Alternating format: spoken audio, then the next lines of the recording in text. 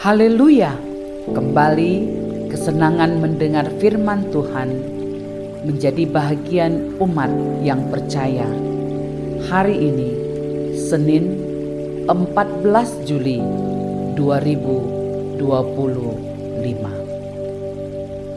Para pendengar yang dikasihi Tuhan Yesus, mari kita berdoa. Bapa di sorga, kesempatan demi kesempatan selalu Engkau berikan bagi kami untuk mendengarkan firman Tuhan. Mampukan kami mempergunakan kesempatan ini dengan sebaik-baiknya untuk memperkuat iman percaya kami, untuk mempermuliakan nama Tuhan. Dalam nama Tuhan Yesus Kristus kami berdoa. Amin.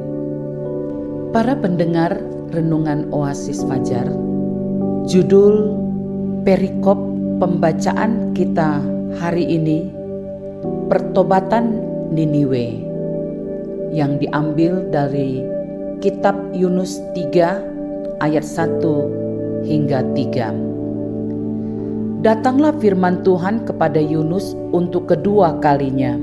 Demikian, bangunlah, pergilah ke Niniwe, kota yang besar itu, dan sampaikanlah kepadanya seruan yang kufirmankan kepadamu. Bersiaplah Yunus, lalu pergi ke Niniwe, sesuai dengan firman Allah. Niniwe adalah sebuah kota yang mengagumkan besarnya, 3 hari perjalanan luasnya. Saudara-saudaraku, judul Renungan Oasis Fajar pada hari ini adalah kesempatan yang kedua. Ayat penekanan, bersiaplah Yunus, lalu pergi ke Niniwe sesuai dengan firman Allah. Ayat ke-3a. Seringkali ketika mendapat panggilan, mungkin dari atasan di mana kita bekerja atau melayani, ada perintah yang mengharuskan untuk bersegera mengerjakannya. Jika tidak mendengarkan perintah dan malah sebaliknya menjauhi dan tidak menuruti, maka akan menerima konsekuensinya. Sama halnya dengan Yunus. Ia mendapat misi dari Tuhan untuk pergi ke Niniwe, menyampaikan pesannya, tetapi tidak mendengarkan dan melarikan diri ke arah yang sebaliknya dari Niniwe. Yunus menerima konsekuensi atas tindakannya.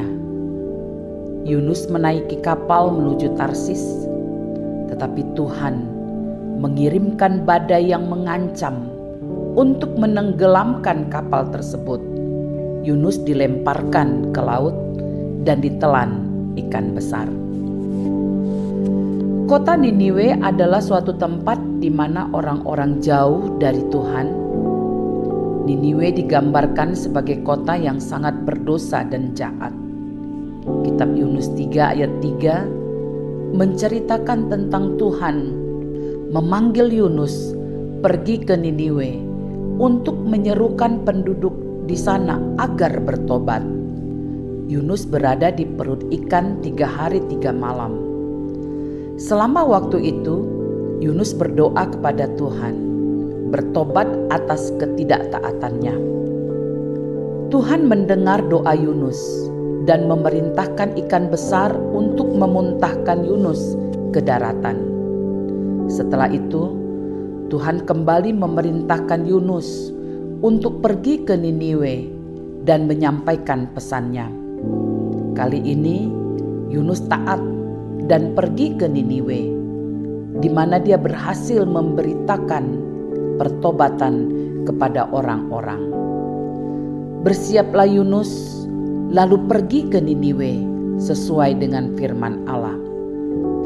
Hal ini menunjukkan Tuhan masih memberi Yunus kesempatan yang kedua.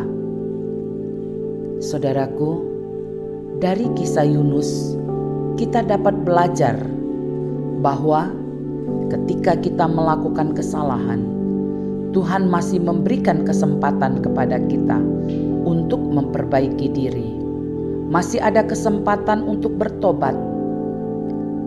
Nabi Yunus awalnya menolak mendengar suara Tuhan. Ia tidak taat pada perintahnya, bahkan justru melarikan diri. Pelajaran penting bagi kita di sini adalah taat pada panggilan dan perintah Tuhan, serta jangan sia-siakan kesempatan yang Tuhan berikan. Saudara-saudaraku, penegasannya adalah kesempatan kedua yang Tuhan berikan menunjukkan bahwa Tuhan tidak akan pernah meninggalkan kita. Tuhan masih memberikan kesempatan kepada kita untuk bertobat dan kembali ke jalan yang benar. Para pendengar renungan Oasis Fajar, mari kita berdoa. Bapa di sorga, kami berterima kasih untuk setiap kesempatan yang Engkau berikan kepada kami. Mampukan kami untuk selalu turut pada panggilan-Mu dan melakukan dengan setia segala perintah-Mu. Dalam nama Tuhan Yesus kami berdoa. Amin. Saudara-saudaraku yang dikasihi oleh Tuhan, inilah renungan Oasis Fajar hari ini. Tuhan memberkati kita. Amin.